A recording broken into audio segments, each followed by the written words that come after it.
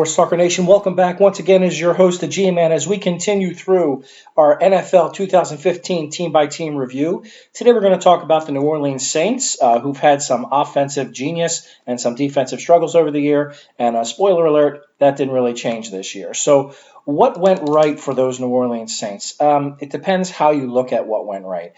I know people love Drew Brees. I understand that he's a big stat guy, and if you're fantasy football guys out there, he does a wonderful job. I've never been impressed with him. I don't think I think he is as impressed with his own stats as he is winning games. I know he has a Super Bowl, and because of that and all those numbers, he's probably going to wind up in the Hall of Fame. But I know I'm in the minority when I say I'm not a huge Drew Brees fan. So what went right for the Saints? Well, I'll tell you that their running game is always better than people think. They think they just run and throw it up and down the field, and they do when it's time to build their stats and pad their touchdown passes and that sort of thing. But they got rid of Jimmy Graham trying to build an offensive line, and that hurt them tremendously in the passing game.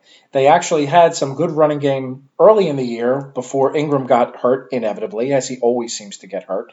But then they managed to get Tim Hightower by the end of the year was their main running back, which is completely insane. But it was actually good to see him come back and play. So I'll say that one right. It was certainly a feel-good story.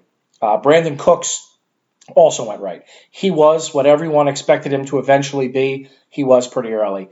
He was kind of hit or miss, right? He had huge weeks and weeks where he totally disappeared, but he was phenomenal when he was good. Marcus Colston, it was a shame to watch what happened to him over years, so he wasn't great. Another great story was Ben Watson. Ben Watson has been in the NFL for a long time, a decade or more, and he has always kind of been that secondary go-to backup tight end who can catch the ball a little bit. He just had a lights-out tremendous year, so I was really happy to see that. He's also a great guy. Wrote a book about equality and peace. He's just a really good guy, so he's the kind of guy you want to see do well. So that went well. What went poorly? The defense. Again, it's a trend. This is not a one-year thing. Their defense is just abysmal. Finally, thankfully, someone decided that Rob Ryan is an awful coach and can't coach defense. I know he's fat. I know he's jolly. He's got Santa Claus and long hair, but he just can't coach. So it was good to finally see somebody else get rid of him. Of course, he got a job basically as the caddy for his brother now, but it was still good to see somebody realize, holy shit, this guy can't coach. So the defense was just a train wreck. I mean, they gave up 30 points. Every time you turn that game on, they were giving up 30 points. They need help all across the board on defense. So how's the future look? Not as good as you might think. I know people love Sean Payton, but there was a lot of talk this year that Sean Payton was actually going to get traded.